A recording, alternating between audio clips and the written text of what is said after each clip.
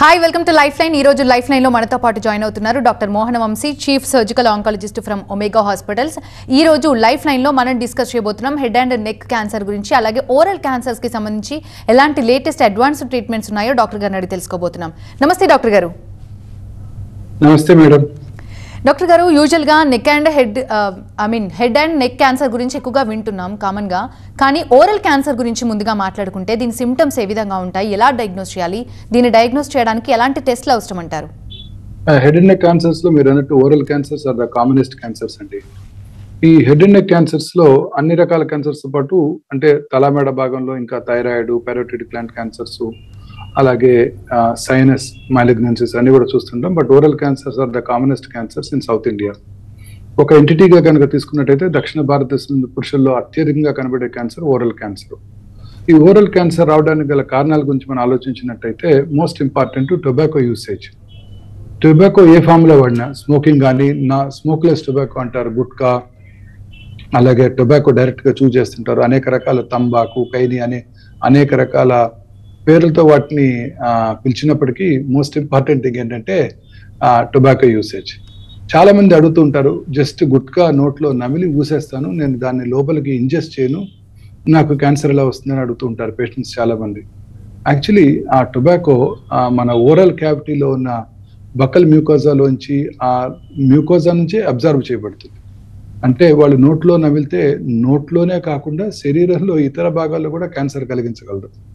అంత ప్రమాదకరమైనది ఈ టొబాకో. టొబాకో వాళ్ళు తిన్న కొన్ని ఫ్యూ సెకండ్స్ లోనే అది ఓరల్ మ్యూకోజా ద్వారా అబ్జర్వ్ చేయబడి శరీరంలో ఇతర భాగాల్లో కూడా వెళ్ళిపోతుంది బ్లడ్ ద్వారా. టొబాకోలో వాళ్ళు స్మోక్ చేసినప్పుడు, ముఖ్యంగా చాలా మందికి ఇప్పుడు పబ్లిక్ ప్లేసెస్ లో స్మోక్ బ్యాన్ చేశారు. సో ఆబ్వియస్లీ ఇంట్లోనే స్మోక్ చేయాలి. ఇంట్లో స్మోక్ చేసినప్పుడు వాళ్ళకే కాకుండా వాళ్ళ ఫ్యామిలీ మెంబర్స్ కూడా వాళ్ళు హాని చేస్తుంటారు. Lighted end of the cigarette నుంచి వచ్చే స్మోకు, వీళ్ళు నోటి ద్వారా వదిలిపెట్టే స్మోకు, ఇవన్నీ కూడా వారి ఫ్యామిలీ మెంబర్స్ ని హామ్ చేస్తాయి. ముఖ్యంగా ఇంట్లో చిన్నపిల్లలు ఉన్నట్టయితే ఆ టెండర్ ఏజ్ లో ఆ ఆర్గన్స్ మీద చాలా ప్రొఫౌండ్ ఎఫెక్ట్ చూపించి వాళ్ళకి లేట్ ఏజ్ లో క్యాన్సర్స్ రావడానికి దోహదం చేస్తాయి అన్నమాట. సో ఇంట్లో స్మోక్ చేయడం వల్ల వారికే కాకుండా వారి ఫ్యామిలీ మెంబర్స్ అందరికీ హాని చేస్తుంటారు. స్మోక్ చేసిన ఫ్యూ సెకండ్స్ లో, 6 to 7 seconds లో ఆ స్మోక్ లో ఉండే అబౌట్ 70 to 80 కార్సినోజెన్స్, అంటే క్యాన్సర్ కారక సబ్స్టెన్సెస్, పదార్థాలు బ్లడ్ లోకి వెళ్ళిపోయి బాడీ అంతా కూడా క్యాన్సర్ కలిగిస్తాయి. ఉదాహరణకి మనందరికీ తెలుసు, ఊపిరితిత్తుల్లో వస్తుంది, ప్యాంక్రియాస్ లో వస్తుంది, శరీరంలో ఇతర భాగాల్లో వస్తుంది, యూరినరీ బ్లాడర్ లో, అంటే యూరిన్ లో ఎక్స్క్రీట్ చేయబడి యూరినరీ బ్లాడర్ లో కూడా క్యాన్సర్ కలిగిస్తుంది. అలాగే మన దేశంలో లక్కీగా స్త్రీలు ఎక్కువగా స్మోక్ చేయరు, బట్ వెస్ట్రన్ వరల్డ్ లో స్త్రీలు కూడా ఎక్కువగా స్మోక్ చేస్తుంటారు. వాళ్ళలో గర్భసంచి ముఖద్వారం దగ్గర అది సెక్రెట్ చేయబడి సర్వైకల్ క్యాన్సర్ రావడానికి కూడా దోహదం చేస్తుంది. సో అంత డేంజరస్ సబ్స్టెన్స్ ఈ స్మోకింగ్. సో ఈ ఓరల్ క్యావిటీ క్యాన్సర్స్ అన్ని కూడా ఈ టొబాకో యూసేజ్ వలన చాలా ఎక్కువగా చూస్తుంటాము. టొబాకో, స్మోక్లెస్ టొబాకో, అలాగే కొంతమంది ఈ నార్కాటిక్స్, మరిజువానా, హాషిస్, గాంజా, వీటిని స్మోక్ చేసే వాళ్ళలో కూడా ఈ క్యాన్సర్స్ ఎక్కువగా చూస్తుంటాం. అలాగే ఆల్కహాల్ తాగే వాళ్ళలో కూడా ఈ క్యాన్సర్స్ ఎక్కువగా చూస్తుంటాం. సో ఆల్కహాల్ తాగే వాళ్ళలోనూ ఒకవేళ వాళ్ళు స్మోకింగ్ కూడా చేసినట్టయితే ఆ రెండిటి యొక్క ఎఫెక్ట్ సినర్జిస్టిక్ ఎఫెక్ట్. అంటే స్మోక్ చేస్తే 100కు 40 మంది క్యాన్సర్ వచ్చినట్టయితే, ఆల్కహాల్ తాగిన వాళ్ళలో 100కు 5 క్యాన్సర్ వచ్చినట్టయితే, రెండు కలిపి తీసుకునే వాళ్ళలో 40+5 కాకుండా 80% క్యాన్సర్ వచ్చే అవకాశం ఉంటుంది. సో సినర్జిస్టిక్ ఎఫెక్ట్ అన్నమాట. అంటే కాంబినేషన్ ఈజ్ మోర్ హార్మ్ఫుల్ అన్నమాట. సో ఈ స్మోకింగ్, ఆల్కహాల్ తీసుకునే వాళ్ళు చాలా ఎక్కువగా చూస్తుంటాం. ఇదే కాకుండా రెగ్యులర్ గా పాన్ తింటుంటారు చాలా మంది. ఆ పాన్ తీసుకునే వాళ్ళలో, అందులో టొబాకో లేనప్పటికీ కూడా వాళ్ళలో కూడా ఇది ఈ కాన్స్టెంట్ గా పాన్స్ చాలా మంది ఎక్కువసేపు నోట్లో ఉంచుకుంటూ ఉంటారు. ముఖ్యంగా సదర్న్ ఇండియాలో, ఎస్పెషల్లీ డౌన్ సౌత్ ఇన్ తమిళనాడులో ఈ పాన్ యూసేజ్ చాలా ఎక్కువ అన్నమాట. వాళ్ళలో కూడా ఈ ఓరల్ క్యాన్సర్స్, అందులో టొబాకో లేకపోయినప్పటికీ కూడా ఓరల్ క్యాన్సర్స్ వచ్చే అవకాశాలు ఎక్కువగా ఉంటాయి. అలాగే హ్యూమన్ ప్యాపిలోమటస్ వైరల్ ఇన్ఫెక్షన్, మనందరికీ తెలుసు, హెచ్పివి వైరస్ గర్భసంచి ముఖద్వార క్యాన్సర్ కి దోహదం చేస్తుంది. దానికి వ్యాక్సిన్ కూడా కనుక్కున్నారు, మన ఆడపిల్లలందరికీ ఆ వ్యాక్సిన్ ఇస్తున్నాం. ఈ హెచ్పివి ఇన్ఫెక్షన్ ఉన్న వాళ్ళలో ఈ ఓరల్ క్యావిటీలో కూడా క్యాన్సర్ వచ్చే అవకాశాలు ఉన్నాయి. సో అబ్రాడ్ లో ఎస్పెషల్లీ స్మోక్ చేయని వాళ్ళలో కూడా ఈ హెచ్పివి వైరల్ ఇన్ఫెక్షన్ వాళ్ళలో ఈ ఓరల్ క్యాన్సర్స్ చాలా ప్రిడామినెంట్ గా చూస్తున్నాం అన్నమాట.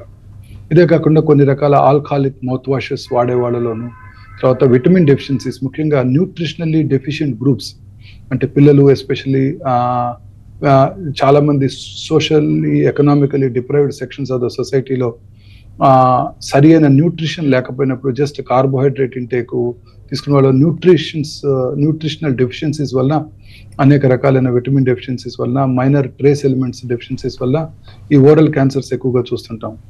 ఇదే కాకుండా ఓరల్ క్యాన్సర్స్ కి significant pre malignant condition or pre cancerous conditions ఉన్నాయన్నమాట. ఈ ప్రీ మ్యాలిగ్నెంట్ కండిషన్స్ అంటే ఏంటంటే, లేదా పొటెన్షియల్లీ మ్యాలిగ్నెంట్ డిజార్డర్స్ అంటారు. ఈ ప్రీ మ్యాలిగ్నెంట్ కండిషన్స్ ఉన్న వాళ్ళలో ఈ క్యాన్సర్స్ ఎక్కువగా వచ్చే అవకాశాలు ఉంటాయి. ఇది చాలా ఇంపార్టెంట్, ప్రజలందరూ ముందుగా తెలుసుకోవాల్సిన ఇంపార్టెంట్ ఆవశ్యకత ఇది. కారణం ఏంటంటే, ఈ పొటెన్షియల్లీ మ్యాలిగ్నెంట్ డిజార్డర్స్ ఉన్న వాళ్ళలో క్యాన్సర్ వచ్చే అవకాశాలు ఎక్కువగా ఉంటాయి. వాళ్ళు రెగ్యులర్ గా స్క్రీనింగ్ చేయించుకోవాల్సి ఉంటుంది. ఉదాహరణకి ఓరల్ సబ్మ్యూకస్ ఫైబ్రోసిస్. ఈ ఓరల్ సబ్మ్యూకస్ ఫైబ్రోసిస్ అంటే, మ్యూకోజా అంటే నోటి లోపల భాగంలో ఉందని మ్యూకోజా అంటాం, సాఫ్ట్ గా ఉంటుంది.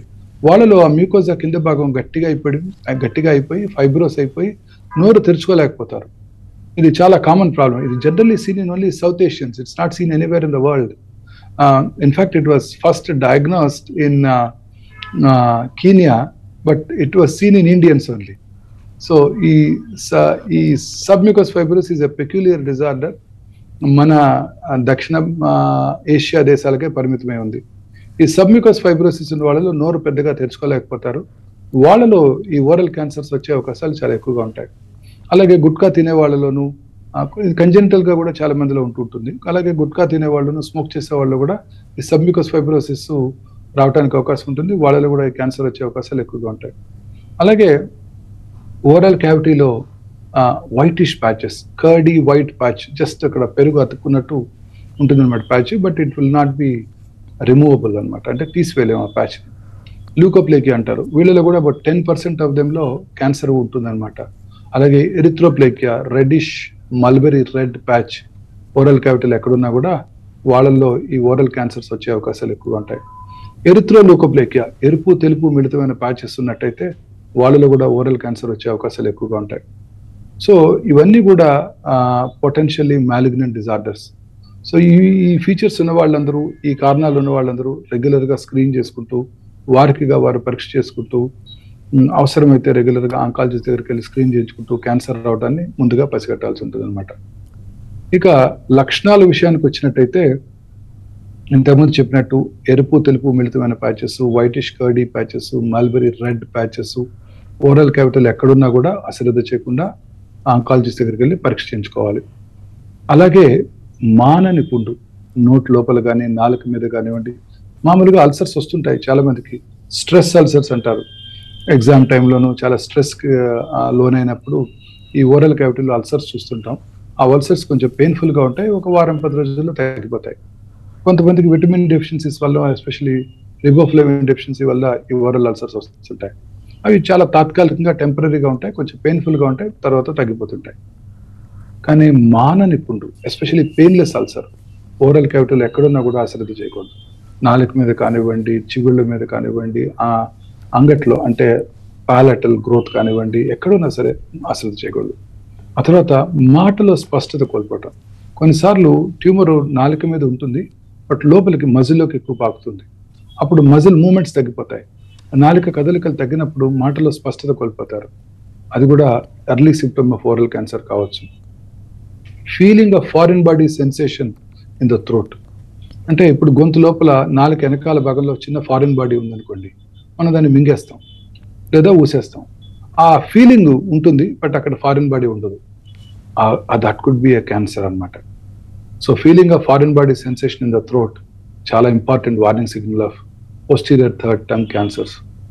అలాగే నోట్లోంచి కానీ, సెలైవాలోంచి కానీ, ఉమ్మి వేసినప్పుడు కానీ, చిగుళ్ళ నుంచి కానీ బ్లడ్ రావటం very important warning signal of oral cancer.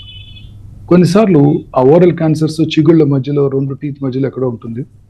అది ఏ రకమైన నొప్పి కలిగించదు. నొప్పి లేని అల్సర్సే ప్రమాదకరం. ఆ తర్వాత నెక్ లోపలికి lymph గ్లాండ్స్కి పాకుతుంటాయి.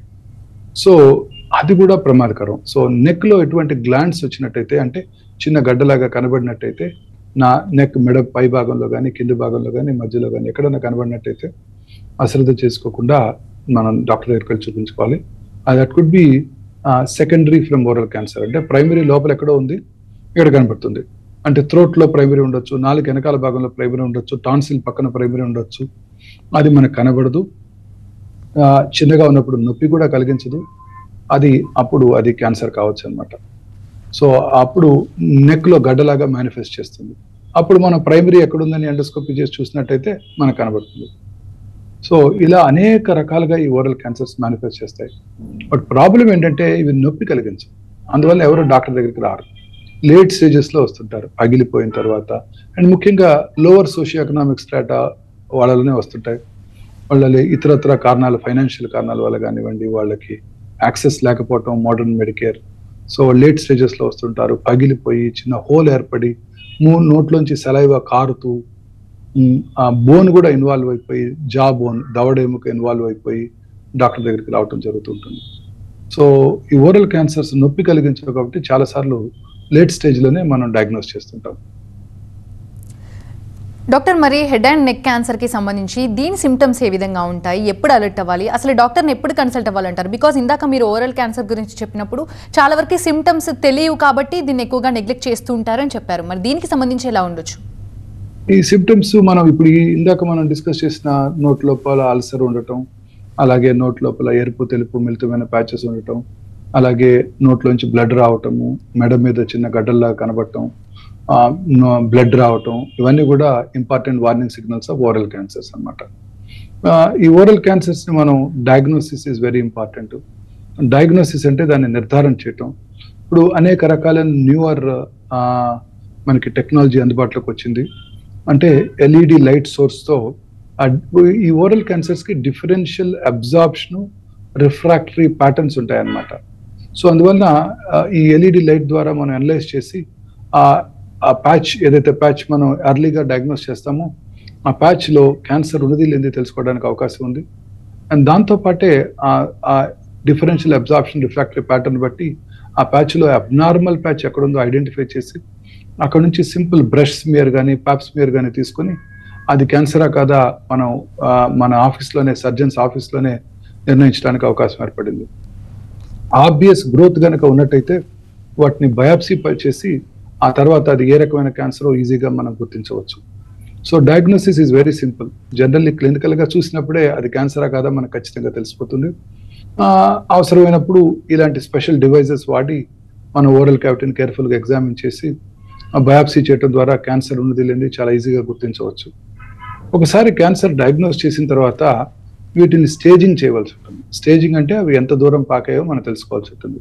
Very important test staging. ఎందుకంటే స్టేజింగ్ బట్టి మనకు ట్రీట్మెంట్ ఆధారపడి ఉంటుంది. స్టేజింగ్ లో most important CT scan, computerized axial tomography, contrast enhance computerized axial tomography చేయడం ద్వారా పర్ఫెక్ట్ గా దీన్ని మనం స్టేజ్ చేయడానికి అవకాశం ఉంది. కొన్నిసార్లు లోకల్ ఎక్స్టెంట్ తెలుసుకోవడానికి అవసరం అయితే MRI scan, contrast enhanced MRI కనుక చేసినట్టయితే చాలా యూస్ఫుల్ గా ఉంటుంది. హెడ్ అండ్ నెక్ ఏరియాస్ లో ఈ MRI is a very useful tool. కానీ ఎంఆర్ఐలో మనకి మెటబాలిక్ యాక్టివిటీ తెలియదు. మరి సిటీ స్కాన్ లో మనకి పెట్ సిటీ స్కాన్ అందుబాటులో ఉంది, పిఈటి సిటీ స్కాన్ అంటారు. ఈ పిఈటి సిటీ స్కాన్ ద్వారా మనం చాలా కేర్ఫుల్ గా మనం అనలైజ్ చేసినట్టయితే ట్యూమర్ ఎంతవరకు ఉంది, నెక్ లో ఈ ట్యూమర్ ఎంతవరకు పాకింది అనేది చాలా యూస్ఫుల్ గా, కేర్ఫుల్ గా ఐడెంటిఫై చేయడానికి అవకాశం ఉంటుంది. తద్వారా స్టేజింగ్ చేయడానికి అవకాశం ఉంటుంది. ఇక ఫ్యూచర్ లో అంటే నెక్స్ట్ 1 month లో 30 days లో మన దగ్గర ఒమేగా హాస్పిటల్లో digital PET MR, first hospital in the country, మనం డిజిటల్ పెట్ ఎంఆర్ అందుబాటులోకి తీసుకురాబోతున్నాం. ఈ డిజిటల్ పెట్ ఎంఆర్ ద్వారా చాలా యాక్యురేట్ గా హెడ్ అండ్ నెక్ క్యాన్సర్స్ ని మనం స్టేజ్ చేయడానికి అవకాశం ఉంది. రియల్ ఎక్స్టెంట్ ఎంఆర్ఐలో we will get to know the anatomy, అంటే ఎంత దూరం పాకింది, అది ట్యూమరా ఎంత వరకు పాకింది తెలుస్తుంది. డిజిటల్ పెట్ ఎంఆర్ లో అందులో యాక్టివ్ టిష్యూ ఎంత ఉందనేది చాలా పర్ఫెక్ట్ గా మనం తెలుసుకోవడానికి అవకాశం ఉంది. 3 టెస్ట్ల డిజిటల్ పెట్ ఎంఆర్ ద్వారా చూసినట్టయితే పెట్ సిటీ స్కాన్ ఎంఆర్ఐ కన్నా చాలా యాక్యురేట్ గా ఈ క్యాన్సర్స్ ని మనం స్టేజ్ చేయడానికి అవకాశం ఉంటుంది.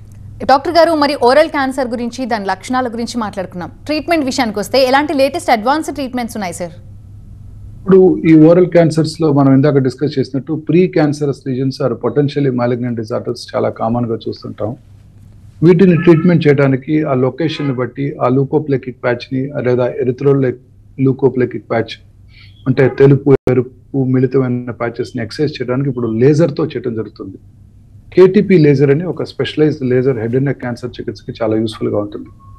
ఈ కేటీపీ లేజర్ ద్వారా మనం ఆ ట్యూమర్ని పూర్తిగా, ఆ ప్యాచ్ని పూర్తిగా ఎక్సైజ్ చేసేయగలం. కేటీపీ లేజర్ యొక్క అడ్వాంటేజ్ ఏంటంటే మనం దాంతో ఆపరేట్ చేస్తున్నప్పుడు KTP is preferentially absorb by the haemoglobin, blood vessels ఆటోమేటిక్గా కోయాగులేట్ అయిపోతాయి అన్నమాట. సో లేజర్ ద్వారా సర్జరీ చేసినప్పుడు ఆ పక్కన ఉన్న నార్మల్ కణజాలానికి ఎటువంటి డ్యామేజ్ లేకుండా మనం సర్జరీ చేయగలం. సో పక్కన ఉన్న నార్మల్ కణజాలంలో టిష్యూ నెక్రోసిస్ అదేమి ఉండదు. మామూలుగా ఇంతకుముందు డయాథెర్మీతో మనం ఆపరేషన్ చేసినప్పుడు రక్తనాళాలు బ్లడ్ కోయాగులేషన్ కోసం థర్మల్ డ్యామేజ్ జరుగుతుంది పక్కన ఉన్న నార్మల్ మ్యూకోజా మీద. సో అటువంటి వాటిని అవాయిడ్ చేయడానికి లేజర్తో మనం కనుక సర్జరీ చేసినట్టయితే చాలా యూస్ఫుల్గా ఉంటుంది. పోస్ట్ ఆపరేటివ్ కాంప్లికేషన్స్ మినిమైజ్ అయిపోతాయి. మిగతా ఓరల్ క్యాన్సర్స్ అన్నిటికీ కూడా అర్లీ స్టేజ్లో కనుక గుర్తిస్తే surgery is the treatment of choice. Surgery చేయడం ద్వారానే ఈ ఓరల్ క్యాన్సర్స్ని మనం పూర్తిగా క్యూర్ చేయవచ్చు. సర్జరీ చేస్తున్నప్పుడే ట్యూమర్ ఎంతవరకు ఎక్స్టెండ్ అయ్యింది, వాట్ ఈజ్ ఇంపార్టెంట్, క్యాన్సర్ని మనం దూరంగా తీసివేయాలి. క్యాన్సర్ అంటే గ్రీక్ భాషలో క్రాబ్, పీత అని అర్థం. అంటే పీతలాగా ఆ క్యాన్సర్ కణాలు పక్కన ఉన్న నార్మల్ కణజాలంలోకి చొచ్చుకొని పోతాయి, మైక్రోస్కోపిక్గా ఉంటాయి, కంటికి కనబడవు, చేతికి తగలవు. సో ఆపరేషన్ చేస్తున్నప్పుడు వాటిని కరెక్ట్గా ఐడెంటిఫై చేయడానికి, అది ఎంత దూరం పాకిందో ఐడెంటిఫై చేయడానికి frozen biopsy, frozen section biopsy మనకు ఉపయోగపడుతుంది. ఈ ఫ్రోజన్ బయాప్సీ చేయటం ద్వారా మనము ఎంతవరకు దాన్ని తీసివేయాలనేది మనకి పూర్తి అవగాహన సర్జరీ చేస్తున్నప్పుడే తెలిసిపోతుంది. సో అతి తక్కువ టిష్యూని తీసేస్తాం, అట్ ద సేమ్ టైం క్యాన్సర్ని కంప్లీట్గా తీసివేస్తాం. ఇది అడ్వాంటేజ్ ఫ్రోజన్ బయాప్సీ ఉండటం వల్ల. తద్వారా ఎందుకంటే ఇట్స్ వెరీ ఇంపార్టెంట్. ఓరల్ క్యావిటీలో ప్రతి భాగము మనకి కాస్మెటిక్ గాను ఫంక్షనల్ గాను పనిచేసే విధంగా ఉండాలి. ఆ తర్వాత అప్పుడు అతి తక్కువ తీసినట్టయితే మనకి అది యూస్ఫుల్గా ఉంటుంది. ఉదాహరణకి నాలుక మీద 2 సెంటీమీటర్ ట్యూమర్ ఉందనుకోండి, దాన్ని వైడ్గా తీసేసామనుకోండి, పార్ట్ ఆఫ్ ద నాలుకను మనం తీసేస్తే నాలుకలో తీసివేసినప్పుడు మాటలో స్పష్టత అలాగే మింగటానికి కూడా ఇబ్బందిగా ఉంటుంది. సో వీటిని అవాయిడ్ చేయడానికి మనము ఈ ఫ్రోజన్ బయాప్సీ యూజ్ చేయడం జరుగుతుంది. తర్వాత మనం అది ఏదైతే పార్ట్ని మనం తీసివేసామో, ఉదాహరణకి నాలుక మీద క్యాన్సర్ లేదా బకల్ మికోజా క్యాన్సరు, చిగుళ్ళ మీద క్యాన్సరు, ఆల్వియోలార్ బోన్, జా బోన్ ఇన్వాల్వ్ అయినప్పుడు, దవడ ఎముక ఇన్వాల్వ్ అయినప్పుడు వాటిని తీసేసినప్పుడు వాటిని రీకన్స్ట్రక్ట్ చేసే ఫెసిలిటీస్ కూడా ఉన్నాయి. సో ఎక్స్పీరియన్స్డ్ రీకన్స్ట్రక్టివ్ సర్జన్ సహాయం తీసుకొని వాటిని మైక్రోవాస్కులర్ పద్ధతిలో, అంటే పక్కన ఉన్న శరీరంలో ఇతర భాగాలు, ఉదాహరణకి నాలుక తీసివేయాల్సి వచ్చిందనుకోండి, చేతిలో ఉన్న ఒక skin flop, radial artery forearm flop అంటారు, ఆ స్కిన్ తీసుకొని దాని రక్తనాళాలు కూడా తీసుకొని నాలుక షేప్లో దాన్ని రీకన్స్ట్రక్ట్ చేస్తాం. తద్వారా మంచి కాస్మెటిక్ ఫంక్షనల్ రిజల్ట్ ఇవ్వగలుగుతాం. అలాగే పార్ట్ ఆఫ్ ద బోన్ తీసేయాల్సి వచ్చింది అనుకోండి, ఆ బోన్ కూడా మన కాల్లో ఒక బోన్ ఉంది, ఎక్స్ట్రా బోన్, ఫిబులార్ బోన్ అంటారు. ఆ బోన్ తీసివేయటం వల్ల మనకి ఎటువంటి ఆపద ఉండదు. ఆ బోను, దాని యొక్క పక్కన ఉన్న మజిలు, అవసరమైతే దానిపైన ఉండే స్కిన్, వాటి రక్తనాళాలతో పాటు పెరోనియల్ వెసల్స్ అంటారు, వాటిని తీసుకొచ్చి ఆ రక్తనాళాలని మైక్రోవాస్కులర్ పద్ధతిలో మెడలో ఉండే రక్తనాళాలకి అనుసంధానించడం ద్వారా వాస్కులరైజ్డ్ గ్రాఫ్ట్ మనం అక్కడ పెట్టగలుగుతాం. తద్వారా మంచి ఫంక్షనల్ రిజల్ట్ ఇవ్వగలుగుతాం. So head and neck cancer సర్జరీలో అంకలాజికల్ సర్జరీ ఎంత ఇంపార్టెంటో రీకన్స్ట్రక్టివ్ సర్జరీ కూడా అంతే important. So it's again a team work. కొన్నిసార్లు అడ్వాన్స్డ్ క్యాన్సర్స్ ఉన్నప్పుడు ముందుగా వాళ్ళకి, అంటే లోకల్లీ అడ్వాన్స్డ్ క్యాన్సర్, ముందుగా కీమో రేడియేషన్ థెరపీ ఇచ్చి ఆ ట్యూమర్ని డౌన్ సైజ్ చేసి ఆ తర్వాత సర్జరీ చేయడం జరుగుతూ ఉంటుంది. తద్వారా ఎక్సలెంట్ ఫంక్షనల్ కాస్మెటిక్ రిజల్ట్ ఇవ్వడానికి అవకాశం ఉంటుంది. ఇన్నిసార్లుగా మనం ఇంత అవగాహన కార్యక్రమాలు నిర్వహించినప్పటికీ చాలా మంది ఇప్పటికీ కూడా లేట్ స్టేజెస్లోనే డాక్టర్ దగ్గరికి వస్తుంటారు. జనరల్గా ఈ హెడ్ అండ్ నెక్ క్యాన్సర్స్ శరీరంలో ఇతర భాగాలకు పాకవు, బట్ కొన్ని about 5 to 10% of the cancers, ముఖ్యంగా నాలుక మీద వచ్చే క్యాన్సర్స్ శరీరంలో ఇతర భాగాలు కూడా పాకవచ్చు. So very advanced cancer, metastatic cancer ఆ సర్జరీ చేసిన తర్వాత కూడా కొన్నిసార్లు తిరిగి వస్తుంటాయి. అలాగే న్యూ లీజన్స్, అంటే ఒక చోట హెడ్ అండ్ నెక్ ఏరియాలో ఒక చోట క్యాన్సర్ వచ్చింది అనుకోండి, ఉదాహరణకి లెఫ్ట్ సైడ్ జా బోన్ మీద క్యాన్సర్ వచ్చింది అనుకోండి, వాళ్ళకి రైట్ సైడు నాలుక మీద అదే ఓరల్ క్యావిటీలో ఇతర భాగాల్లో కూడా న్యూ క్యాన్సర్స్ వచ్చే అవకాశాలు ఉంటాయి. సో ఇలా న్యూ క్యాన్సర్స్ రావటము, అడ్వాన్స్డ్ క్యాన్సర్స్ రావటము, కొన్నిసార్లు ఈ క్యాన్సర్స్ శరీరంలో ఇతర భాగాలకు పాకిపోవటం కూడా జరుగుతూ ఉంటుంది. సో ఇలాంటి అడ్వాన్స్డ్ క్యాన్సర్ని ట్రీట్ చేయడానికి అంటే లోకలైజ్డ్గా ఉన్నట్టయితే రేడియేషన్ చికిత్స, రేడియేషన్తో పాటు కీమోథెరపీ, అలాగే ఇప్పుడు కీమోథెరపీ కాకుండా కొంతమంది ఓల్డ్ ఏజ్లో వచ్చినప్పుడు టార్గెటెడ్ థెరపీస్ కూడా అందుబాటులోకి వచ్చాయి. ఈ టార్గెటెడ్ థెరపీస్ కీమోథెరపీ యొక్క సైడ్ ఎఫెక్ట్స్ ఏమీ లేకుండా ఈ targeted therapy plus radiotherapy combination చాలా యూస్ఫుల్గా ఉంటుంది. సైడ్ ఎఫెక్ట్స్ కూడా బాగా మినిమైజ్ అవుతాయి అన్నమాట. ఇంకా 4th స్టేజ్లో వచ్చినప్పుడు వీళ్ళందరికీ కూడా chemotherapy, chemo plus targeted therapy, అలాగే ఇప్పుడు ఇమ్యూనోథెరపీ కూడా అందుబాటులోకి వచ్చింది. టార్గెటెడ్ థెరపీస్లో ముఖ్యంగా సెటుక్సిమాబ్, బెవాసిజిమాబ్ ఇవి కీమోథెరపీ కాంబినేషన్లో ఇవ్వడం ద్వారా late stage oral cancer patients కూడా సిగ్నిఫికెంట్గా లైఫ్ ప్రొలాంగ్ చేయడానికి అవకాశం ఉంటుంది. అలాగే ఇప్పుడు ఇమ్యూనోథెరపీ కూడా అందుబాటులోకి వచ్చింది.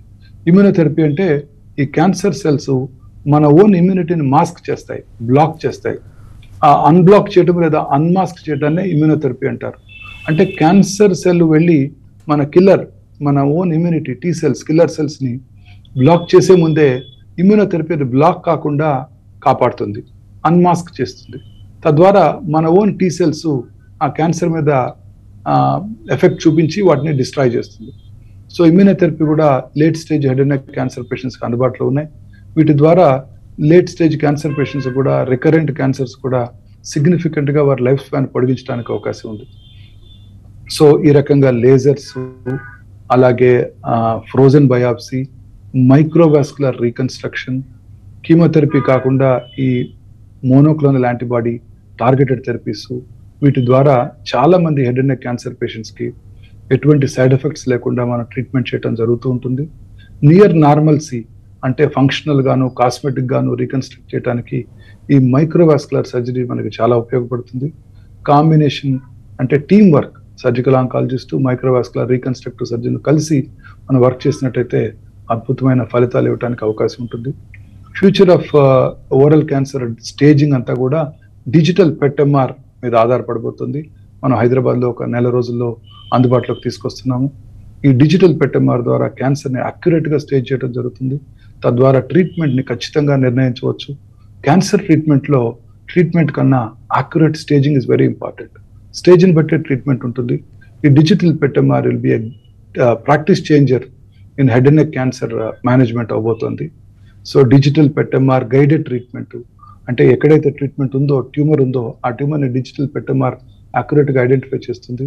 ఆ ఇన్ఫర్మేషన్ని మనం రేడియేషన్ లీనియర్ యాక్సిలరేటర్తో షేర్ చేసుకున్నట్టయితే కంప్యూటరైజ్డ్ ట్రీట్మెంట్ ప్లానింగ్ సిస్టమ్ ద్వారా ప్రిసైజ్గా ట్రీట్మెంట్ ప్లాన్ చేసినట్టయితే most of the radiation related కాంప్లికేషన్స్ని మినిమైజ్ చేయడానికి కూడా అవకాశం ఉంటుంది. Right, thank you doctor. ఇది వాటి లైఫ్ లైన్. చూస్తూనే ఉండండి TV9.